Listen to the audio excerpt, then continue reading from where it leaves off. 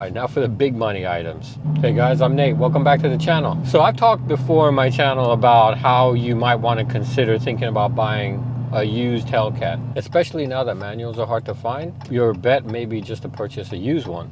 And so the common theory is, well, yeah, just get a low mileage Hellcat used, should be good to go, right? Well, we're going to talk about why that might not be the case, specifically with the Hellcat. So first of all, early 2015 Hellcats had a recall for fuel rail leaking. So you could take it into a dealership, they'd swap out whatever the part that was causing a problem, but that was a problem on some very early production Hellcats.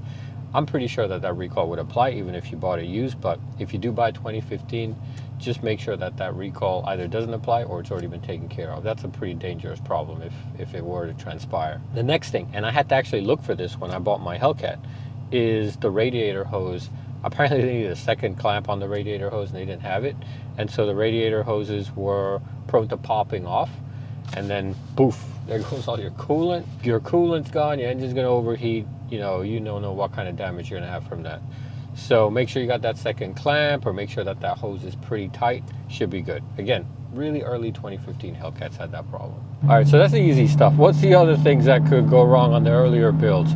So the drive shafts. The drive shafts were prone to twisting. More likely you find those if you go to the track, but that was a common weak point that the Hellcats were known for. Easily fixed by getting an aftermarket drive shaft, but those aren't cheap either. Now this list is not intended to be fully comprehensive there, but this is the stuff that I feel like I've heard the most about Hellcats, especially the earlier ones. All right, so on the drivetrain, another thing you want to think about is the diff. So apparently the rear diffs in the Hellcat are known for whining, especially the earlier years. Might be an easy fix. A lot of people claim that maybe you just got to swap out the diff fluid and the whining goes away. One guy said he just swapped his tires out and that worked. I don't know, that seems kind of far-fetched. Maybe the tires were really that bad that they were causing the LSD to slip on one or not the other. All right, so let's get into the transmission now. So on the transmission, you have the automatic transmission, which the earlier years actually had a flash. It was a TSB. Maybe you can still get that done by the dealership if you're in warranty, for sure. If you're out of warranty, maybe, because it's just a flash. But apparently the automatic transmission units and the earlier units had just very not great characteristics. So the flash apparently solved all of that. Take a look. On the manual Hellcats, it's a little bit more mechanical. The clutch, it's a soft clutch. We've talked about it before. I don't expect to get a ton of miles out of it, but that's something you're gonna have to think about if you launch it. Obviously, you're gonna get a lot less miles out of it. Hate driving behind dump trucks. Get all that gravel and stuff that they spit out. So if you're getting a manual Hellcat, just keep some money in the bank for a clutch swap. Get a better aftermarket clutch. That's what I'm gonna do, and this one gives. All right, so here's some stuff that you'll hear about. I don't know that you necessarily need to worry about fixing them if you could. The exhaust valves, and this has happened to me more when the weather cools down a little bit, but they make a squeaking noise when they open and close. And I really noticed them when I would do a cold start. So cold start on a cold day, I would notice that the baffles would squeak because they open and then they close. So I'm not really sure why they squeak. They don't seem to squeak now, but I got that squeaking noise early on. The other thing is, and I noticed that recently actually on this car, is the car stutters on a startup.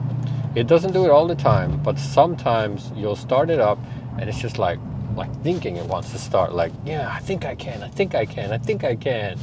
And then finally it gets started, but it's really weird. I thought actually there was a problem with the engine, but it just turned out to be, I don't know, something. I looked it up online and apparently a lot of people have the issue. Nothing you can do about it, it just goes away. I haven't had it in a while, but something to keep in mind. All right, so oil. So one thing I will say is when I first got this Hellcat, oil consumption was actually something I had to keep an eye on. And my car specifically, I wasn't used to that, right? So I never really had to worry about oil, especially not a brand new car. But this car, I bought it and I hadn't checked the oil in a little while, and I went to go check it. I was like, oh, let me check the oil, the break-in period. And it was 2 3/4 quarts low. Yeah, heart attack territory at that point.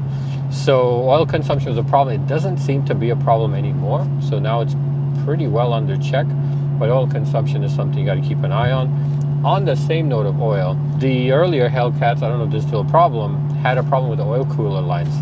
They would break, become brittle, come off, and you start losing oil, right? That's not a good place to be. So check your oil cooler lines when you do your oil changes, or look for little oil puddles, but that's something you're gonna wanna take a look at or check out for. All right, now for the big money items. So the first sounds scary, but I did some research on this, and it's probably gonna be costly for parts, but this actually seems like something that's very manageable in a garage, like your own garage, DIY, is the rocker arms. So there were actually reports of early Hellcats breaking the rocker arms in the engine, and maybe even bending a push rod.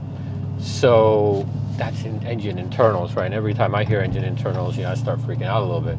I guess you can remove the valve cover and access them pretty easily. I don't even know if you need to remove the supercharger to get it. Anyone that's done this, please, I'd love to hear your experience.